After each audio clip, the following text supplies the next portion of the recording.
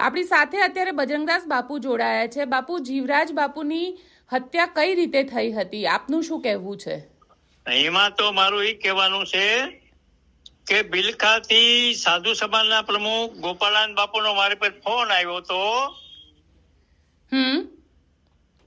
કે જીવરાજ બાપુ બીમાર છે તે તમે જઈ આવો. એટલે હું ત્યાં સત્તાધાર ગયો. એટલે હાલના જે મહંત છે વિજય ભગત, એની રૂમની અંદર મને ન જવા દીધો સમાચાર પૂછવા, અને એને આજુબાજુ માણસો ગોઠવી દે, મને ના પાડી દીધી. પણ તમને ના પાડવા પાછળનું કારણ શું હતું? હવે એ સમજો. આ તો પેલા જુઓ તમે, બરાબર. પછી હું આવતો રહ્યો. પછી આપા ગીગાના ઓટલા વાળા નરેન્દ્ર બાપુ એને હેલિકોપ્ટરમાં રાજકોટ લઈ ગયા દવાખાને, હોસ્પિટલે. અને કઈક 2-4 દિવસ હોસ્પિટલ ગયા, કઈક સારું થયું એટલે આવતા રહ્યા, મૂકી ગયા આપા ગીગાના ઓટલા વાળા. પછી મને પાછો ફોન આવ્યો કે હવે જીવરાજ ભગત આવી ગયા ને તબિયત સારી છે, તમે બાપુ જઈ આવો. એટલે હું પાછો ગયો ગાડી લઈને. એટલે અંદર ધારાસભ્ય લગીના માણસો અંદર સમાચાર પૂછવા જતા હતા. પાછો હું ગયો એટલે વિજય ભગત બાપુ તમને તો નહીં જવા દઉં. કારણ હવે સમજાવો. એટલે મને એમ શંકા છે, બીજી કોઈ શંકા નહીં. હવે આ નોંધ કરો કે બાપુ આવ્યા એટલે કેમ ન જવા દીધા. પછી હવે બીજી નોંધ કરો એ આપું કે મને એ શંકા છે કે આથી બિલકાથી ફોન આવ્યો કે જીવરાજ બાપુ બ્રહ્મલીન થઈ ગયા. તો હજી એનો જીવ હતો તો આને મહંત વિજય ભગતે પેલા પાલખી કેમ તૈયાર કરી નાખી? એનું કારણ શું છે? જીવતા માણસની પાલખી તૈયાર કરી નાખી. એટલે એ મને શંકા છે કદાચ ને એને મારી નાખ્યા હોય તો જ એને પાલખી બેહાડે, નકર નો બેહાડે ને. કોઈ નહોતું થઈ. પછી એને સાપડા મુકતા ફોન કર્યો કે બાપુ બ્રહ્મલીન થઈ ગયા. એનો ગુરુદ્વારો છે આપા ગીગાનો સલાલા વલકુ બાપુને ફોન કર્યો, બાપુ બ્રહ્મલીન થઈ ગયા.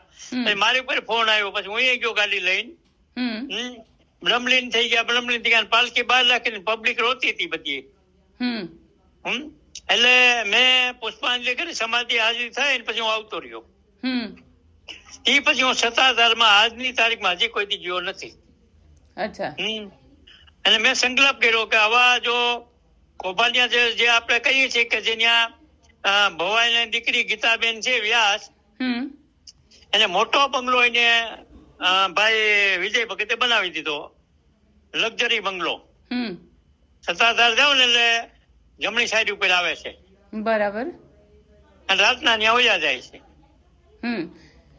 પછી કરોડો રૂપિયાનું જો એને કૌભાંડ થતું હોય તો જે ગરીબ જે સાધુ રહે છે ઝોલા નાખીને, બ્રાહ્મણ ગરીબ જાય છે તે શામજી બાપુ ઝોલીમાં હાથ નાખીને જે આવે આપતા. એને જીવરાજ બાપુ 9 વાગે બહાર આવે એના રૂમ માંથી, એટલે એ ગાદલી નાખીને બેતા, વીઆઈપી નહોતા, અને એ ઝોલીમાં હાથ નાખીને ગરીબોને આપતા. આ વિજય ભગતે બધું બંધ કરી દીધું. અને જે જાંબુડી ગરીબ નું ગામ છે, ગરીબ પબ્લિક નું, એ બે કેમ હતા જમવા જતા. જીવરાજ બાપુ ને યાદ એમને આની કાઢી મેં કોઈને નહીં. પછી મને દુઃખ થયું છે કે ભાઈ આ સૌરાષ્ટ્ર ભૂમિમાં હતાધાર નું નામ હતું ને આ લોકો ડુબાડી હું કામ રે કરોડો રૂપિયાના કૌભાંડ કેમ કરે છે બૈરાઓની પાછળ?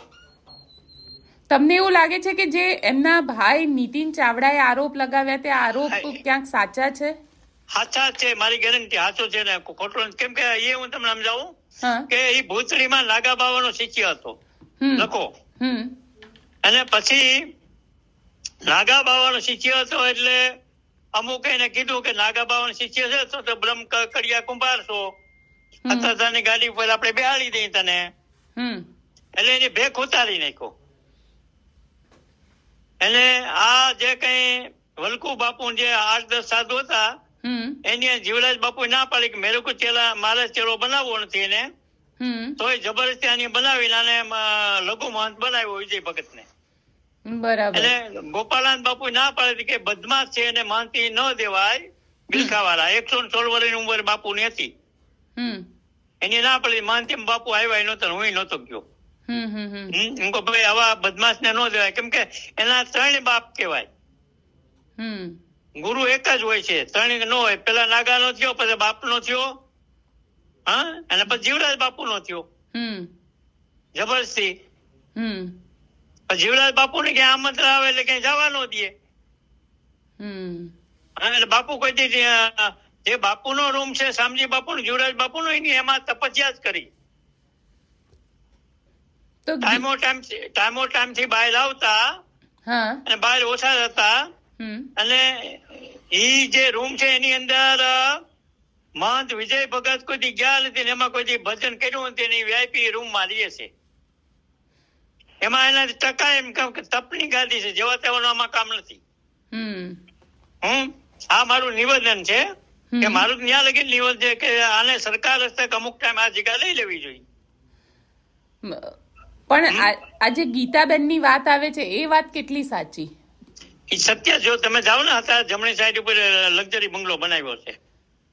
એટલે વિજય બાપુ અને ગીતાબેન વચ્ચે સંબંધો છે એવું આપનું માનવું છે? મારું શંકા પૂરેપૂરી, કેમ બધા એનું કહેવાનું એમ છે. મને ઘણા ફોન આવ્યા કે બાપુ તમે જૂના મહાત્મા છો. મને શંકા છે તમારી જેમ, પણ ગીતાબેન ને ત્યાં બંગલો હું કામ બનાવી દેવો છે, મારું કહેવાનું એમ છે. એનું કારણ હું તમે બેન, તમે સમજો છો ગોપીબેન, હા, વ્યાસની ભવાની દીકરી ત્યાં શું કામ રાખવી છે બંગલો બનાવીને સાંજે ત્યાં વયો જાય? હા, મારું કહેવાનું છે. વિડીયો વાળા કે હું સમાચાર વાળા કે છે, અને મને તો બધું જોઈને મેં એક વિડીયો આપ્યો છે અમદાવાદ. એ વિડીયો તમને મોકલો, જોઈ લેજો. આખે પહેલેથી છેલ્લા લગીની સ્ટોરી મેં હતાદાર એમાં આપી છે કે હું ગયો એ પછી બાપુ ઓફ થઈ ગયા, પછી બાપુએ હતાદાર સંકલ્પ કર્યો કે હતાદારની જગ્યામાં નહીં જવાનું. અને હું ગયો પણ હું તપસ્વી, મારી 80 વર્ષની ઉંમર છે, 12 વર્ષ ગિરનારમાં તપસ્યા કરી છે. અને આ બાલકાની બાજુમાં મેં તપ કરીને બનાવ્યું છે, ભજન કરીને. કોઈ ગરીબ આવે એનો ટુકડો આપીએ છીએ અમે અહીંયા. બાપુ કેટલું દુઃખ થાય છે આ પ્રકારનું સાંભળો ત્યારે? મને તો બહુ બેન દુઃખ થાય છે આ બાબતમાં, કેમ અમારા સનાતન ધર્મ ઉપર જેટલા નવા ગાદીપતિ થયા ને એને બદનામ કરી નાખ્યો. સ્વામિનારાયણ હોય કે સનાતન કોઈ પણ હોય, બધા બદનામ કરે. બેન દીકરી પર બળાત્કાર કરવા. સ્વામિનારાયણ નો એ ધંધો સરકાર બીનું હકેલી લે. હું કામ ભાઈ સરકાર બીનું હકેલી લે?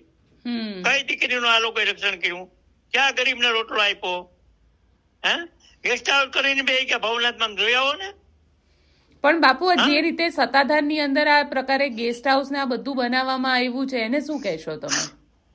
એ બધું જો એક તો પેલા 200-250 દુકાનો પેશકદમી છે બધી, અને ગીતાનું પેશકદમી. એ બધું જિલ્લા કલેક્ટર ને મુખ્યમંત્રી ને મેં મોકલ્યો છે હમણાં વિડીયો મારો, પેલા ઇન્ટેરિયર અમદાવાદ નો તમને મોકલો. એ જ કે આને તમે જીસીપી મારી દો. આવા જ્યાં ઢોંગ હાલતા હોય ત્યાં તમે ઢોંગીને શું કામ માનો? ઢોંગી સંતોને માનવાનું બંધ કરો. બરાબર. અમારો સનાતન ધર્મ બદનામ થઈ ગયો હવે તો હાવ. આ તમે જુનાગઢ કેટલું હાલે છે? આ ગિરનાર બસાવો એ આપણે કહીએ છીએ. હા, સ્વામિનારાયણ સનાતન માં એ થઈ ગયું અટાણે. જૂના મહાત્મા કઈક બોલે એટલે ગુંડાઓને મારવા મોકલે. રૂપિયા આપી દે ને, પૈસા એની પાસે. હું આ છું, હું આ તપસ્યા કરું બાલકાની બાજુમાં, આશ્રમ ભલે બનાવ્યો, પણ મને ધમકી આવે એટલે હું એને બીતો નથી. બધાને ખબર ભજનદાસ બાપુ બીતા નથી. મરવું તો સનાતન ધર્મ માટે મરવાનું, દીકરી માટે મરવાનું છે મારે.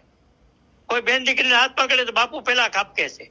જીવરાજ બાપુ જીવતા હતા ત્યારે એમને એમના શિષ્યની વરણી કરી હતી કે વિજય બાપુ મારા શિષ્ય રહેશે? ના, લઘુમંત બનાવ્યા હતા આ લોકો ધરાલ થી. બીજા હવે વલકો બાપુ ને મુક્તાન સાપડા ની બધા. જીવરાજ બાપુ ના પડી મારે શિષ્ય નથી બનાવ, નાગાનો ચેલો છે. એના કરતા ગોપાળાન બાપુ બહુ ખીજાઈ ગયા હતા. 116 વર્ષની બેન ઉંમર થઈ બાપુની. હું એક સાધુ ને માનતો, કેમ કે ખાદીની ધોતી અને ભગવા કલર માં ઘાતી જ બાંધેલી, બીજું કઈ નહીં. બાપુ તપસ્વી હતા, આપડા હોઈ ગયા ગુજરાત માંથી, બિલખા વાળા.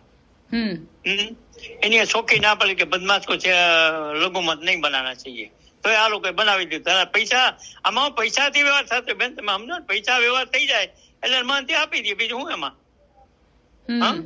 એટલે આ વિજય બાપુ પણ પૈસાથી જ બનેલા છે?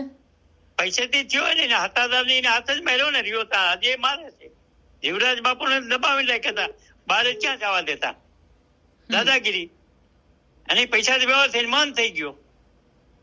તમે જ્યાં જોઈ ત્યાં અહીં ચાલે છે, લાખ રૂપિયા ને 2 કરોડ ને 5 કરોડ ને મહંતીના જ્યાં આવકો છે ત્યાં અહીં ચાલે છે બેન.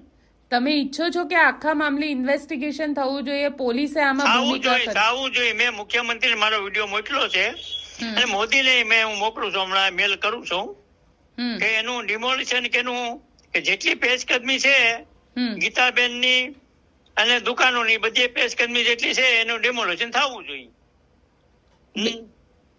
આજ મારું કહેવાનું. તમે માંગણી કરો, હું એ કરું, તમે વિડીયો વાળા એની સાથે છો. બિલકુલ બાપુ, બિલકુલ. અમારી સાથે ગરીબોનો તમે ડિમોલિશન કરો તો આનું કેમ નહીં કરતા? બિલકુલ બાપુ, અમારી સાથે જોડાવા માટે આપનો ખૂબ ખૂબ આભાર. એક તો સાંભળો, 100 કરોડની એક વર્ષની આવક છે. 100 કરોડ રૂપિયાની આવક છે, તમે ગરીબને એટલો ન આપી શકો? હું એમ કહું આપણે ગરીબ માટે તો અનક્ષેત્ર રાખ્યો છે.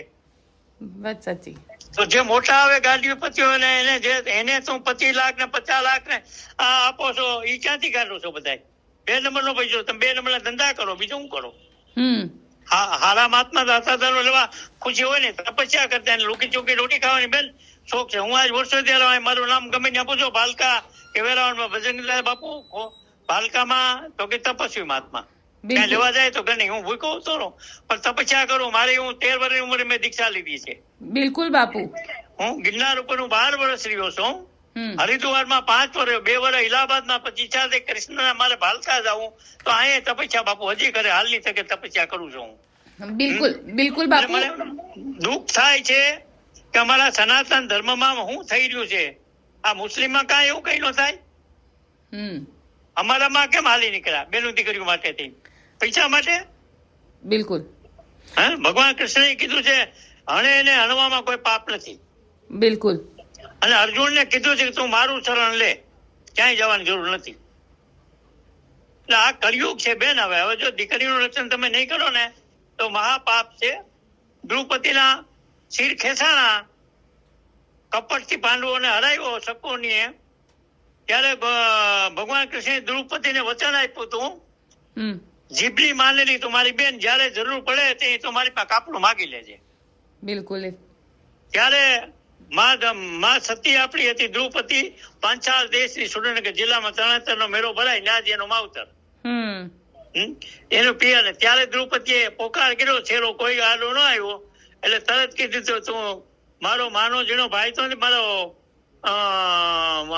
વચનનો માનેલો મારો ભાઈ છો. હે કૃષ્ણ, આજ હું પોકાર કરું છું, તમે મને વચન આપ્યું હતું તો તમે પધારો, મારા હાલ બહુ ખરાબ થાય, મારા શિર ખેંચાય છે. ત્યારે ભગવાન કૃષ્ણ સિંહાસન ઉપરથી એક પગ લીધો અને બીજો પગ જ્યાં સોપાટ ખેલાડી ત્યાં એનો પગ પૂગી ગયો. એને ભગવાન કૃષ્ણ નારીના શિર પૂરા દી. આ નારીઓ છે ભારતની. આ જો નારીઓ એક નહીં થાવ ને બહુ પોઝિશન બહુ ખરાબ થઈ જાય. બિલકુલ બિલકુલ બાપુ, અમારી સાથે જોડાવા માટે આપનો ખૂબ ખૂબ આભાર. અને મારા